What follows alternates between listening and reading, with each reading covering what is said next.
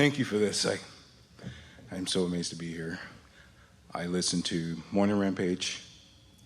Everything's working out for me. And I also listened to It's a Game of Alignment. And I'm able to get into the vortex with just about everything in my life. And one thing that I'm really trying to get closer to is more into the vortex of things with my job. I'm a teacher, and I've been teaching for 11 years.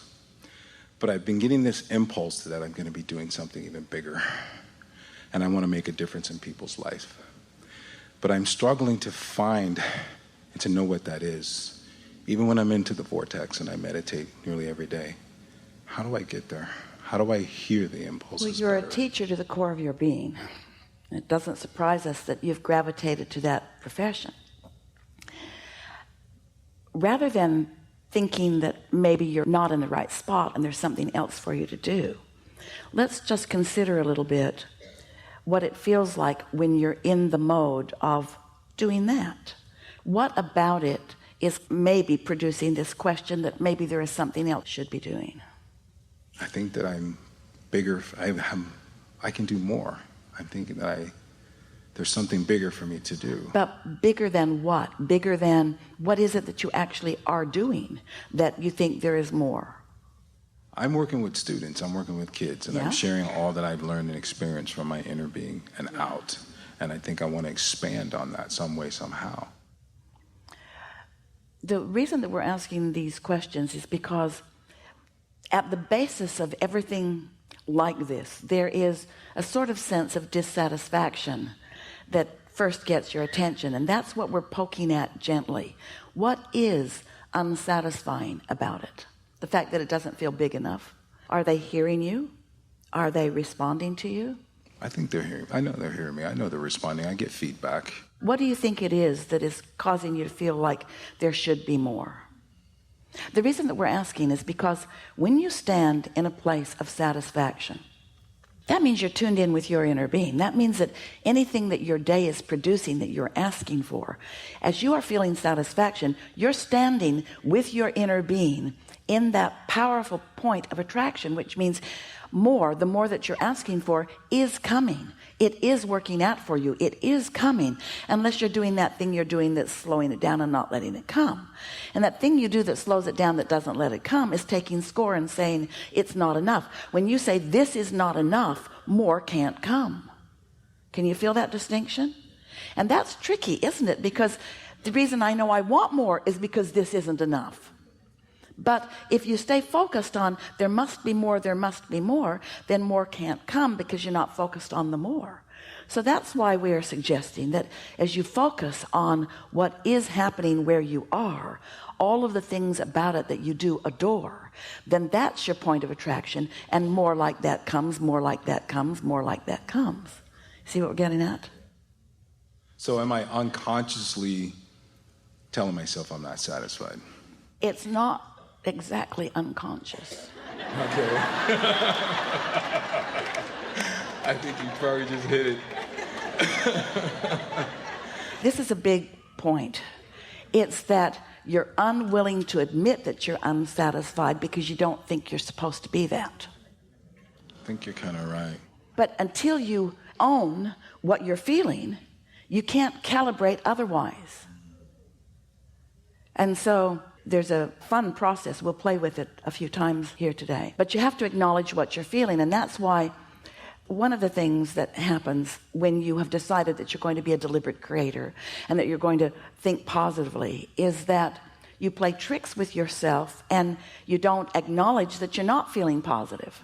So then you don't do anything about shifting your vibration. Your vibration doesn't change. Words don't change it. It's a deliberate calibration that could change it. So are you ever aware that you have some fitful, unpleasant feeling emotion and relative to what you're doing with your teaching? Yes. Does it have to do with the organization? Does it have to do with the administration? Does it have to do with the kids? What does it have to do with? The workload. It has to do with administration. It has to do with I feel like I'm getting them where I want them to go sometimes. So would you say that the rockets of desire that you're launching, it's not just that you want to do something bigger or something more, it's you want to do something that's freer, something where you have more choices, something where you're not bound by the rules and the requirements and even the misunderstanding of archaic methods of teaching. Mm-hmm. Could it be some of that? Could be. So you've got that going on, and what's your relationship in the classroom? What does that feel like? Love. That's the best part of it, isn't it?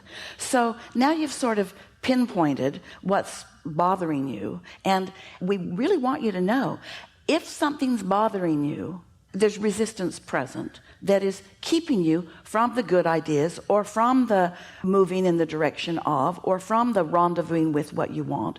So what happens is, you live it, you launch a rocket of desire. But you don't move toward the rocket of desire necessarily. You just live more of that and launch more rocket. And so you're right. When you say that it feels like there's something big, you have created something big.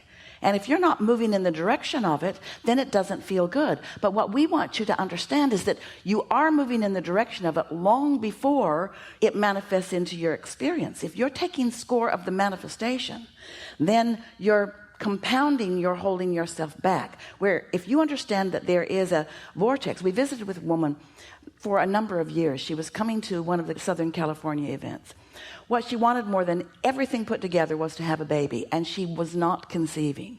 And she got on the hot seat several times. The groups were small, everyone sort of knew each other, and that was what she wanted to talk about. She just had no baby, no baby, no baby, no baby, no baby. She wanted a baby, no baby, no baby, no baby, no baby. And we gave her all of our understanding, but still she was so taking score of where she was that it wasn't happening. And it was so irritating to her. People who don't even want babies are having babies. And she, who really, really, really, really wanted a baby, was all wadded up in it. And then one day, a couple of years into this, she came to the workshop, raised her hand, all lighted up, sat in the hot seat. She's pregnant. Everyone who was aware of her was so happy. She just couldn't wait to take that little one trick-or-treating. That's what she was so excited about. And we wanted to acknowledge for her and for those who were listening in, she still didn't have a little hand in her hand going trick-or-treating. She had a fetus in the womb, far from going trick-or-treating, but she was not full of resistance anymore. And that's what we want you to understand about your pregnant vortex. The gestation is happening. And in the same way that she was deliriously happy about this womb, because now she believed in baby. And we want you to believe in your vibrational womb and understand that the cooperative components have been gathered, and that when you become one of those cooperative components, then those thoughts will begin turning to things. And meanwhile, isn't there something to be said for having experience that is calling clarification from you? Don't you want to create a magnificent vortex? Yes. Just going to offer you this one thought, and then off we'll go into what you want to talk about. Imagine the world, all of the population of your present world, and see them in a big arena, a really big arena. Call it Earth. But picture them all out on this. Esther sees them on a football field, a really big one. And there they are, all gathered together in clusters. There are Republicans clusters and Democrat clusters, and there are religious clusters of all manner, and all kinds of groups that have formed mostly in protection, and mostly because they misunderstand their power. They think that they get power from each other by getting into big groups. So they gather together in all of these groups, and we know that you can see those groups in your mind's eye, and in most cases the people in those groups are not very happy about the other groups. But what we want you to understand is that really there are only two groups in any point in time. Those who are in this moment under the influence of their source energy, and those who are in this moment under the influence of something else. That's all. In other words, they're either tuned in, tapped in, turned on, or they're not. That's all. That's all. And there are those who are aligned in every group that we previously pointed out. And there are those who are not aligned in every group. And so, as we visit with you, it is our desire to help you to understand your vibrational nature, to help you realize that when you focus upon something and you feel worry or some negative emotion about it, that's an indicator that you're focused into a lower frequency that is not allowing you to receive what's coming to you from your higher frequency source energy. In other words, you can't set your radio dial on 101 AM and hear what's being played on 98.7 FM. The frequencies have to match up. You have to set your tuner, your receiver, to what's being transmitted.